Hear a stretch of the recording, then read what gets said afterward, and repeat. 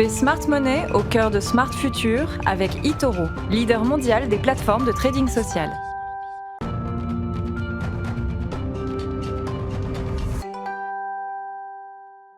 Smart Money, notre chronique hebdomadaire consacrée au placement d'avenir avec Antoine Fraisse-Soulier. Bonjour Antoine. Bonjour. Heureux de vous retrouver, responsable de l'analyse de marché chez eToro France. On parle donc aujourd'hui de l'ARN messager. On aime bien commencer par une définition. De quoi on parle ? Alors, l'ARN messager, c'est vrai que c'est une des technologies moléculaires qui est les plus novatrices depuis ces dernières années. Alors, avant la crise du Covid-19, c'est vrai que quasiment personne n'avait entendu parler de cet ARN messager, à part certains chercheurs qui y croyaient énormément.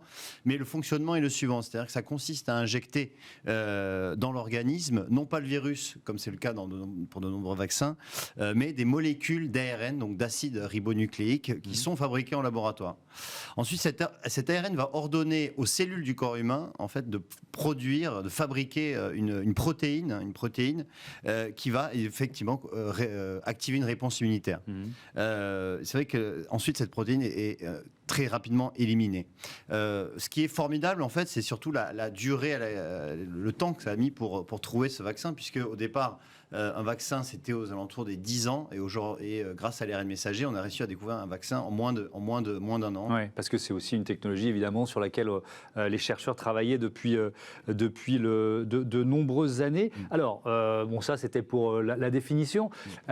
Qui sont les principaux acteurs économiques ? Et là, je pense qu'on va voir ressortir un certain nombre de noms qui ont beaucoup sonné à nos oreilles depuis 18 mois. Effectivement, oui, c'est vrai que les Big Pharma ont noué des partenariats avec des biotech. Et c'est vrai que la plus connue et celle dont tout le monde parle, c'est souvent Pfizer qui a noué un partenariat avec BioNTech, l'allemande, une biotech allemande, mais également le britannique GlaxoSmithKline qui a noué un partenariat avec CureVac. Est-ce qu'il y a eu dans ce secteur déjà des fusions ou des acquisitions importantes ? Oui. Alors c'est vrai que certaines Big Pharma qui ont été un peu à la traîne sur l'ARN messager viennent de récemment réaliser des acquisitions. C'est le cas notamment de Sanofi, le numéro 1 français, qui vient de faire 2 acquisitions très récentes pour l'équivalent de à peu près 3,6 milliards d'euros dans des sociétés qui s'appellent Tidal Therapeutics et également Translate Bio. D'accord. Et Novartis aussi, qui est sur le marché ? Alors Novartis, c'est donc le concurrent suisse de Sanofi, qui est un peu à la traîne également, et qui est dans des acquisitions prochaines, selon surtout. D'accord, donc c'est des annonces d'acquisition. On ne sait pas encore lesquelles, mais elles sont déjà d'ores et déjà annoncées par Novartis. Alors, c'est quoi l'état du marché aujourd'hui ? Alors, aujourd'hui, incontestablement, c'est Moderna qui ressort en tête de ce business de l'ARN messager, puisque avant la crise sanitaire, Moderna n'avait pas vendu un seul vaccin ni un seul médicament. Il était au stade de recherche. Et pour vous donner un ordre d'idée, l'action Moderna en bourse valait $20 à peu près en février 2020. Aujourd'hui, elle en vaut 400. Donc, on a vraiment une explosion du titre Moderna. 20 fois plus. 20 fois plus. C'est impressionnant. Assez impressionnant. Ouais. Et puis, il y a également BioNTech, cette biotech allemande qui était encore inconnue du grand public, qui, elle, a multiplié par 10 son cours de bourse au Nasdaq. En revanche, les Big Pharma, elles, sont plutôt à la traîne, entre guillemets, parce que Pfizer, qui a quand même annoncé avoir fait plus de 15 milliards de recettes, pour 2021, une estimation de 15 milliards de chiffre d'affaires lié juste au vaccin, distribution du vaccin, elle n'a pas vraiment varié depuis le début de la crise sanitaire. Le cours de bourse est à peu près... On est à peu près au même niveau que depuis le début de la crise sanitaire, oui.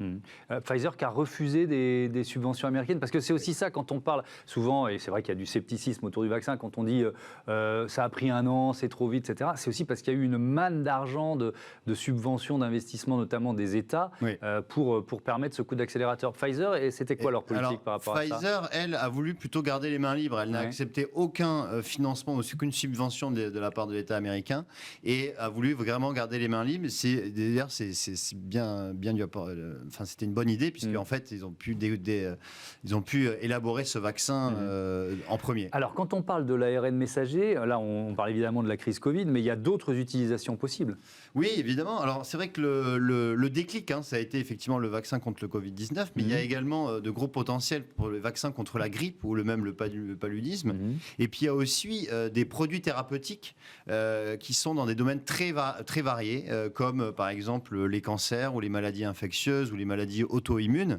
Et aujourd'hui, selon une étude du cabinet Roots, il y a à peu près 150 produits thérapeutiques à base d'ARN messager qui seraient en cours d'évaluation, donc en stade préclinique ou clinique. Il y a des espoirs côté virus du sida aussi? Effectivement, c'est notamment ce que croit la fondation Bill et Melinda Gates, qui s'est associée récemment avec Moderna pour lancer très prochainement une étude de phase 1 d'essai clinique sur un vaccin contre le VIH. Ouais. Alors, est-ce que c'est la question traditionnelle et vous y couperez pas, même si c'est une nouvelle saison, est-ce qu'il faut investir? Vous pouvez pas tout à fait y répondre, mais quand même. Alors, effectivement, déjà, il y a énormément d'investisseurs qui se sont positionnés sur l'ARN messager, vu les perspectives très prometteuses qu'a cet ARN messager. Ça pourrait faire naître de vraies avancées médicales et de futures pépites, notamment dans le secteur. Il y a beaucoup d'investisseurs, notamment généralistes, qui sont arrivés, dont la santé n'est pas le secteur principal. Mais il y a trois vraiment segments dans lesquels l'investissement pourrait être important. C'est notamment dans la stabilité chimique de l'ARN. Il y a également l'optimisation des séquences d'ARN qui va être très explorée. Et enfin, la production à grande échelle. Donc, il y a un mouvement général qui s'est vraiment installé dans l'ARN messager, et l'ARN messager n'a pas fini de faire parler. Merci beaucoup, merci Antoine Fraisse-Soulier. Je rappelle que vous êtes responsable de l'analyse des marchés chez eToro France. On passe à Smart Connect tout de suite, les mutations du e-commerce, rubrique consacrée aujourd'hui au paiement fractionné.